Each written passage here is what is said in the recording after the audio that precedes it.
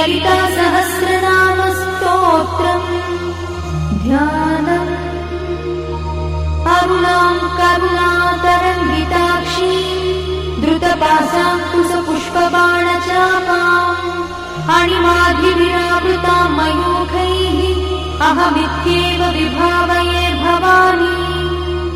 ध्यायेत् पद्मासनस्थां विकसितवदनां पद्मपत्रायताक्षीं हेमाभां पीतवस्त्रां करकलितलसद्देव पद्माम्बराङ्गी सर्वालङ्कारयुक्तां सततमभयदां भक्तनम्रां भवानी श्रीविद्यां शान्तमूर्तिं सकलसुरन्तां सर्वसम्पत्प्रदात्री